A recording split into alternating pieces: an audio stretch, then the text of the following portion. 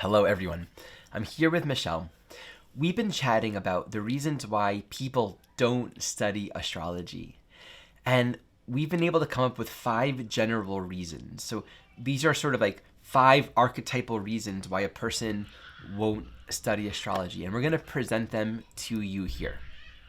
So, number 1, will you lead this? This is Judeo-Christian guilt. Yeah. Well, I get to do this one because I'm very familiar with it. I think, scripturally speaking, there is a passage in Deuteronomy that says essentially, thou shalt not consult astrologers or diviners. And for me, a lot of the conditioning around religious dogma or things that we believe are true is this idea that, God is prohibits or that we're forbidden from trying to understand the stars. And I actually have really looked into this deeply within myself. And a part of what I have come to recognize is that I don't use astrology to try and predict God's will for us, for myself, or for anyone else.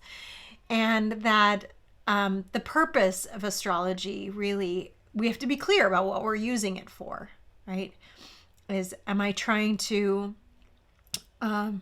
persuade people of their life and of what God's will for them is? Or am I really just helping souls to come to understand themselves? And that's assuaged a lot of my own guilt.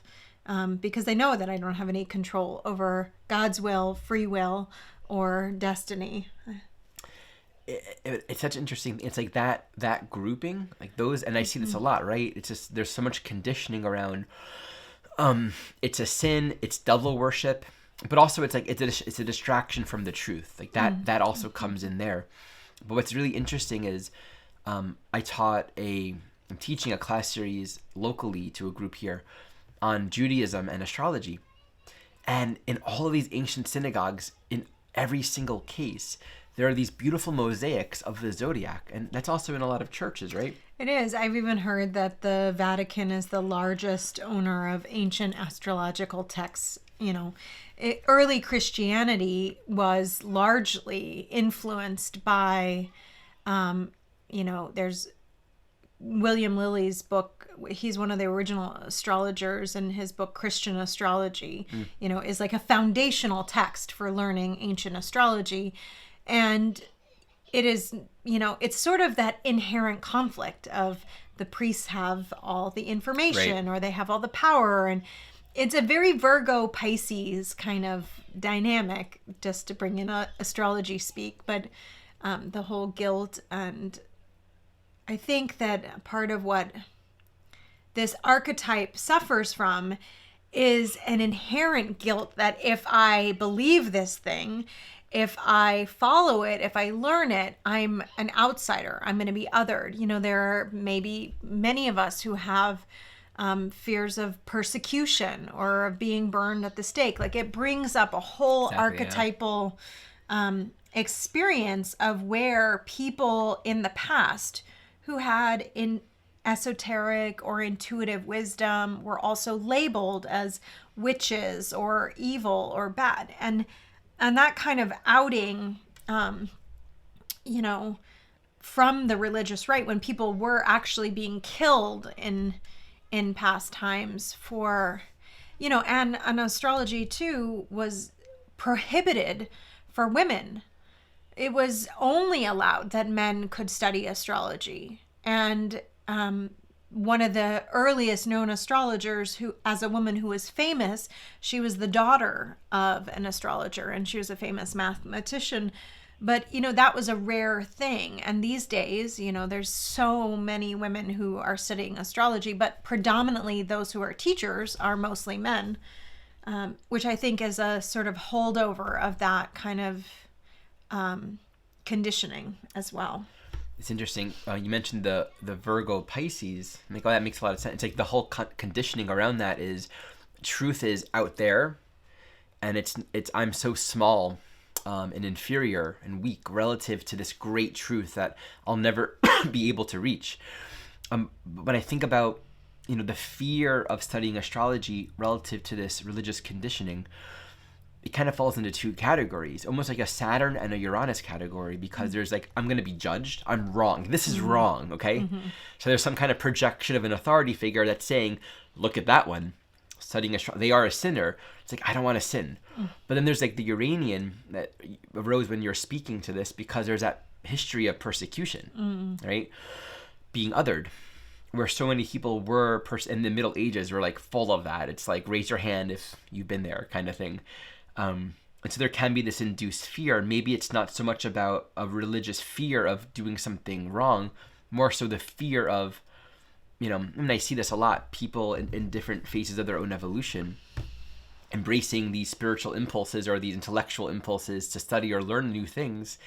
There's this like, oh, but what will people in the church think? Or what will my family think? Or my spouse who is Christian, will they accept me as I am? So there's a lot of that in the conditioning too. I think you could even have that if you're a religious person and your spouse or your partner or your family members are atheists, right? Because I think that comes up against the next one. That's the next one. Let's do that. Number 2 is, well, it's a pseudoscience. I'll lead this one. Astrology? Oh, God. We have all these amazing technological instruments and devices for measuring and mapping the cosmos, and I can't stand it when I'm like trying to research the rings of Saturn and I get this thing about Mercury retrograde telling me why my computer's going to break. It's like, it's annoying. Get out of my hair. You're ruining science. You're discrediting this beautiful, rich cosmos. So there's a sort of irritation and a scoffing and a dismissing of astrology for how non-scientific it is. And I think this grouping, I would say this is a Uranian thing, right? 'Cause from the point of view of sort of the adoration of the brilliance of the human mind and the intelligence that we're able to apprehend and all of our scientific brilliance and innovation, it's kind of blind at the same time to the fact that in every single era in history, we've always thought that our current level of intelligence was like the highest, but we keep on totally replacing it or innovating it to a completely different dimension. What will happen is people in this group will establish in their mind their own hypothesis, which establishes the criteria for how you would prove or disprove the validity of astrology. And these hypotheses are always overly simplified. Like, well, if everyone who was born under the sign of Virgo, had the same qualities, we would see that, right? These things that make the test or the application of it or a compatibility. Well, apparently, Virgo isn't supposed to get along with Pisces, but at a testing sample of 1,000 people, we found there absolutely zero correlation to any of these compatibility rules. So it can take these ideas that are actually an oversimplification of the deeper, thoughtful use of astrology and just discredit it because it's not approaching the actual analysis of it from a truly more objective scientific point in the first place. It's funny because I mostly I got it. I find that these people generally don't get readings from me unless their wife or mother-in-law bought them a session. And I'll be in the session with them, and they don't really believe in it because they're logically minded and scientifically minded, and astrology is not a science. Astronomy is a science. It's like a measurement of where the stars are, and that they can understand. But the actual art of interpretation of the chart or the intuitive capacity, it defies what they think should be known. So when I start talking to them about dynamics in their life or their relationship, and I'm like talking about things that's happening with their wife, and they're kind of like, how do you know that? Like, you don't know me. You don't, it challenges the perception that they have around reality, and that can be disturbing, or in many ways they might dismiss things that I say unless it strikes a deeper emotional chord, because it doesn't it doesn't jive with the programming that they've received around how we're supposed to categorize and understand the nature of the universe. And to their credit, there's something, there's a level of integrity. Healthy skepticism too, which I think is really great. Like, I'm not asking for blind faith from anyone, nor do I even live with or operate that way with astrology, especially. My favorite students, well, I don't know if I say favorite, but I love the archetype of a student that is coming from that place. Because as a teacher, it really challenges me to be more accurate and thoughtful and actual with the teachings, not to fall back into sort of abstract blanket statements that we just believe on blind faith. Right? There's a desire to actually tangibly understand and know what things are. Maybe there's a Jupiter element in this too, and it will tend to project the belief systems that we've already decided are true and then interpret all new things through the filter of our existing framework. So things like, Mercury causes this, right? Or what's the influence? Even the wording that we use in astrology can be very confusing because, okay, this means that the planets have a causative relationship. But then, what I would say is the planets aren't causative. Yeah. I don't really understand how this stuff works, but I never use that word causative. I think of it more as descriptive or reflective of what is. Yeah. What's happening out there is happening in here. So to be able to kind of open the mind to a completely new way of thinking and relating to all of this stuff, coming from a very hyper-objective scientific view, usually breeds very, very skilled astrologers if there's that sort of Jupiter willingness to like get out of their existing belief systems. Okay, so number 3, it's real. I intuit that astrology is a thing, and this is kind of like the last one, but a little different. I don't trust all of the information on it or all of the teachers. I don't want to be narrowed into a description that feels too limiting. And so I just don't want to go there. And I would say that could probably be expanded to, it's confusing. There's so many different kinds. Is it Western or tropical, Vedic, or vibrational? Is this a harmonic astrology aspect or a Uranian astrology aspect? Because in any skill or tool where we have lots of different languages developed to describe different things, and the different schools of astrological thought all have nuanced, like evolutionary astrology is different from Hellenistic astrology, and so it can be, I think, a little confusing and or maybe even overwhelming for people, where the mind says, oh, I can't possibly understand this. There's too much to know. Well, that's its own category. The I can't understand it, it's too much to know, is the next category. We'll embellish that because there's so much there. And so I think within that category, it's both the overwhelm of what choice do I make? Like what house system do I choose? Tropical or sidereal, what philosophical framework do I want to work like? There can be an overwhelming amount of confusion. And it's not about, is astrology real? Do I believe in it? It's more about, how do I even start? Or which one is the right one? Right, there's that one too, right? Yeah. Which getting stuck in the right wrong. I mean, so many people get stuck in that place of thinking that there's the right system, there's the right house system. And I don't want to study it until I figured out which is the right one. So that's its own challenge. Another facet to that, besides for navigating all the possible directions within astrology, is just this sense of there's way too much to learn. And I can't know it. It's like people are talking about the Venus sesquiquadrate to your Pluto in the 3rd house. And like, what's a sesquiquadrate? And how do you know it's a sesquiquadrate? Or what's the difference between a last quarter phase and a first quarter phase? And now everyone's talking about Eris and trans-Neptunians. I'm like, it's like how I feel about TikTok. I got lost at Facebook. I'm done with Facebook. And now I'm like, I feel so far behind. It's easy to feel very far behind when it comes to astrology because there's so much new content and new information, new languaging, new ideas that it can really kind of bring up that inadequacy. And this feels like a sort of Virgo thing, kind of. Even at Pisces, I'm too small, I'm not good enough, I'm not smart enough, I can't know it all, so I'm not going to get started. And all these other people, they're so brilliant, they're talking about it. So kind of like the way in which we might compare ourselves to other people and just feel too far behind. Like taking a class, I tell this to my students. If you've missed a class, or if you've missed like a lot of classes, just start over with the next class. Like, don't try to catch up and then like join, because you're never going to catch up. Just jump in while you're catching up, because the tendency of the human mind is to just create all kinds of reasons for why I'm too far. This is a Virgo thing, 100%.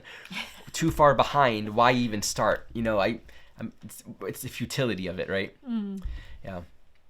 Well, I think about it from the other perspective, right? The square to Virgo, the Gemini moon. It's like, oh, I started studying astrology from when I only knew my sun sign. You know, I'm an Aquarius. And then I discovered that all the horoscopes were written based on your rising sign. So I had to know my rising sign.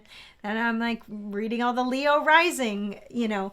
And then I learned astrology on whole sign houses. And, you know, it's like it was this progressive rabbit hole, which you can, and I did during a Uranus transit, become obsessed with studying it. Like there's endless amounts of information that you can take in from endless teachers and endless different schools of thought and endless different ways of practicing and relating to the astrology.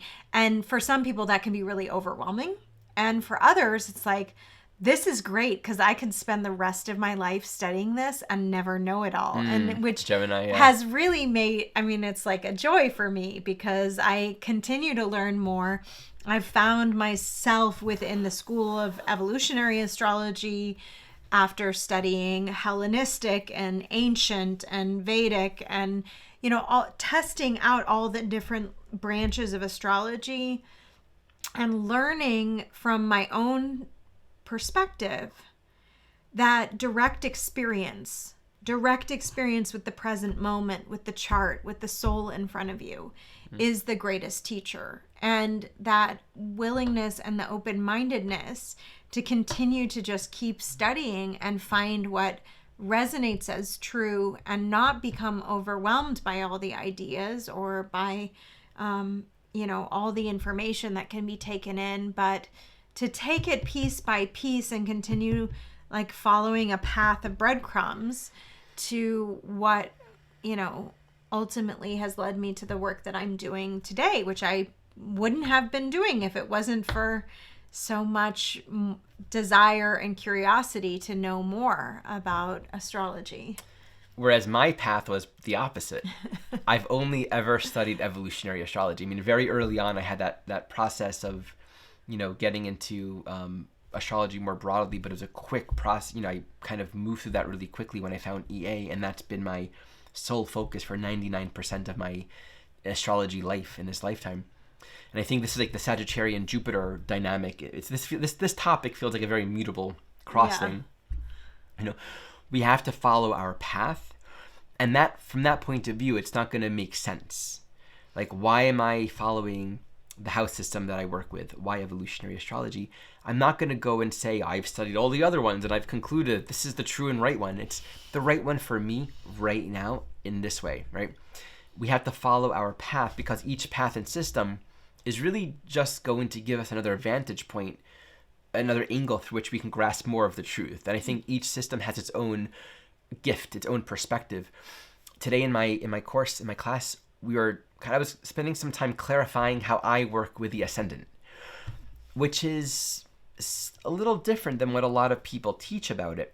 And that can be, again, confusing. It's like you're studying, and then you take a class, and suddenly you're saying, no, that's not how I work with it. Like, But I think we need that Sagittarian cosmological synthesis, right? We need to have a sort of philosophical framework that we're all working with. And we don't find it. We land into it. It finds us almost because it's resonant with our soul path.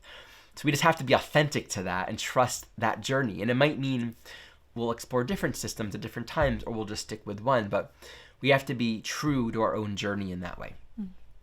Okay, so this next one is where I was intending to go.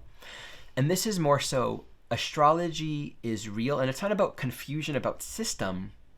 It's more so I don't like all the stuff that I'm seeing about it. So someone says, you know, Mercury retrograde says this, and it's going to cause this. And even just like, well, the word cause doesn't make sense to me. Or, everyone who has Venus in Libra the characteristics, if you Google Venus and Libra, you're going to have characteristics. Like, well, some of those apply, but that's not always true. So the way it's taught and what we're exposed to can feel sort of overly descriptive and overly limiting, which can create confusion, but also a sort of disheartenment. Because when I was beginning my journey, I knew this stuff was real. I had an intuitive sense of astrology. But what I was reading didn't land, I guess from a Sag perspective, it didn't resonate with my own path, with my own blossoming realization of truth. Seeing myself as a soul and knowing that I'm more than just these descriptions.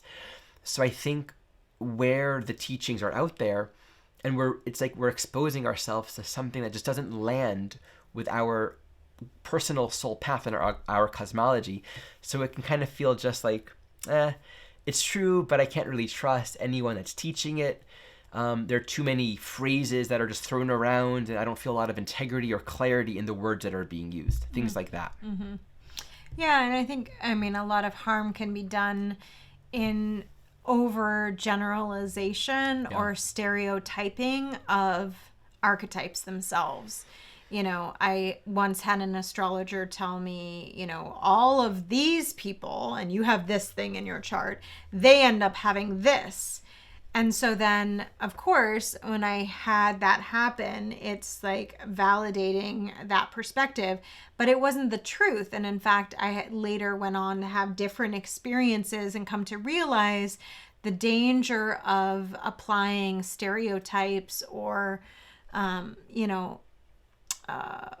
blanket statements to particular elements because also when we think about it, the astrological wheel can be interpreted at many different levels of consciousness.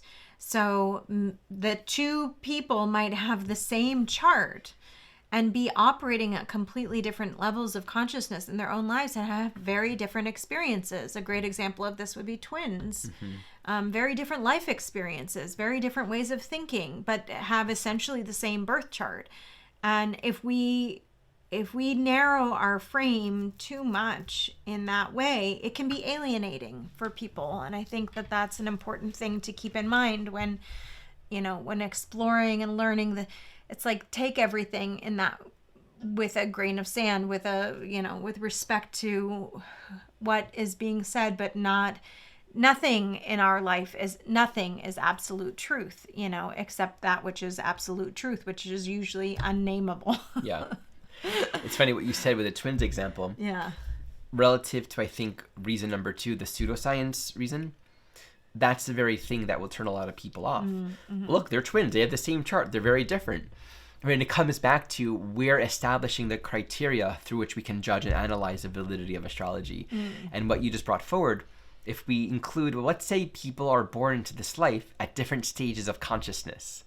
And so these archetypes can reflect and manifest on different levels of experience and reflect very different karmic realities, albeit the same archetypal dynamics, but completely different from one to another. To apprehend that, there needs to be a sort of broadness of mind to approach such a thing. So, coming back to that idea, each of these categories has their own resolution, right? Like the Saturn category is, you got to heal some shame. Doing some Saturn shame healing, we're healing judgment wounds, things like that. This would be for the pseudoscience, learning to cultivate freedom and objectivity and looking at things without precondition, true open-mindedness, right?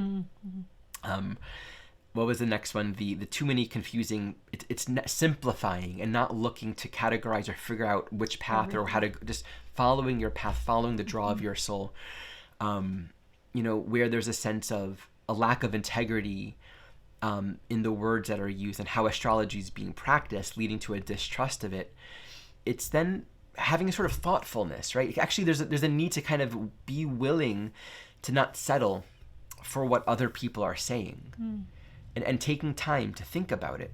If I intuit that astrology is real, then what is it? Just being with that "what is it" question, this opens up the field for our own direct observation and correlation, where we can cultivate that direct experience and our own personal direct insights that may not conform to all the things that we're reading and hearing about. So the last one is, and this is an interesting one, astrology is real. I'm not doubting it, but I don't want to touch it, hear about it, learn from it, because I don't want to find out something bad. This is similar to sort of the like first one. There's fear there. There's a fear of finding out something bad because of where we're struggling or holding on to some kind of guilt or fear in our own life. We don't want someone telling us something. This sort of relates to like a more fatalistic Saturn level mindset. Like if something bad's going to happen to me, I don't want to know, or maybe I'm never going to find the love of my life, or so it's fear, and thus wanting to stay totally clear of any new information.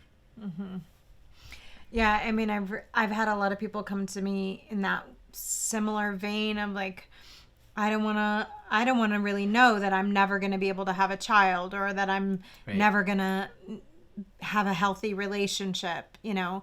And well, first we always want to be concerned with always never statements, right? And there's no branch of astrology that trumps God's will in that way, and really anything any astrologer could say may or may not be true, right? So I think a part of what we're learning in that, and the way I've dealt with this, is that I use astrology as a tool for healing and insight, self-discovery, insight into the nature of the soul. I'm not going to tell you anything about your soul that you don't already know, you know, and on some level, if the bottom line intention is healing, then a part of what we're learning to do with this one is to release the fear of, you know, and the vulnerability, and be more present to the vulnerability of what can come up in a session, in being seen. You know, I've had people say, well, I don't want to show you my chart because you'll know everything there is to know about me. You know, so I get that a lot. Like, well, you probably already know this because you've seen my chart, and I don't. No. I love what you said, because it really is an invitation to see if they're open to redirecting towards, hey, this is not going to be about future telling, but more so about cultivating self-awareness, so that how we're thinking about our life right now can feel more helpful, more healing, more empowered. But what's interesting, there are many beautiful systems of astrology, and I have no judgment of them, or I can't even say I understand it, that are very much predictive focused. And that stuff is very real. And I mean, I've seen examples of absolute brilliance in being able to map the details of a person's life. So there's a sort of mystery to the program, to the algorithm, and sort of the stage that is already kind of set beyond my own comprehension. And I think from that point of view, there can be a lot of fear in finding things out that, you know, one doesn't really want to know. And that's why I think we both really find it helpful to be focusing strictly on understanding astrology through the lens of our own soul empowerment, and taking responsibility for just the content that's here for us right now. And really what's meant to be will be. What's meant to happen will happen. There's nothing you can do to prevent that. And I also think, I mean, for me in my own personal practice with astrology, I'm orienting towards the present moment as much as possible, because that is the place where I have the greatest capacity to see the reflection of what is happening for me right now and what's unfolding right now. Like, what happens tomorrow or months from now is irrelevant to the place where the soul and whoever's with me right now is right now, and is able to take in and reflect and work on the core patterns or dynamics in our life. And we often are, you know, in places where we can get stuck and not see the way. I know that I can find myself there quite often, and it can be really helpful to just have the reflection of the present moment and see, okay, like on the perspective of the soul, this is what I'm healing right now. This is what I'm working with right now. And not going very far out from that, you know. It's like the antidote to this particular group is it's safe to look. Yeah. It's safe to look at what's here, and we don't have to allow or engage that anxious mind that is afraid of results or what may or may not happen. their safety in dealing with the content of our life right now. Wonderful. Yeah. Thank you all for watching. So Michelle, you have a class series beginning soon. I do. I'll be teaching Foundations of Astrology, getting to the heart of your natal chart. So we'll be going through all of the polarities in the natal chart, starting with Aries and Libra, all the way around the zodiac wheel. There's a free intro class on my YouTube channel, Astrology with Michelle. And then the real exciting joy of this class is we get to apply it live in a chart practice class where I'm going to be unpacking each and every person and who's in the class, your natal chart. And it's about a 6-month journey. It's monthly classes committed to the path of self-discovery, learning how to use the tool of astrology, the natal chart in particular, as a reflection for learning about ourselves. And really, I believe, bottom line, that our path is about love and healing. And so that's the reflection that I offer. If you want to learn more or join me, there's details in the description to this video. And the class series officially begins live tomorrow, Friday, the 7th. The 7th, but you can still join. Yes. Right? Yeah. Throughout the series, you can still join. The live teaching class is the first Friday of the month. And then the second Friday of the month is the practice class where we go into your natal chart. Great. So if you missed the first class, you have 2 weeks to catch up, right? Before this video will be up. Definitely check it out in the description. And as always, we're both available for one-on-one sessions. And I have many classes and self-study courses available as well for those that are interested in delving more deeply into the evolutionary astrology teachings through my own ongoing realization. Check out both of our work in the description below. And thank you so much for joining us and watching. And if you think of something that we haven't thought of, let us know in the comments below. We'd love to hear. We would love to hear that. If there's some reason why you've not wanted to study astrology or something that you've overcome in choosing this path of studying astrology, we'd love to hear from you. Yes.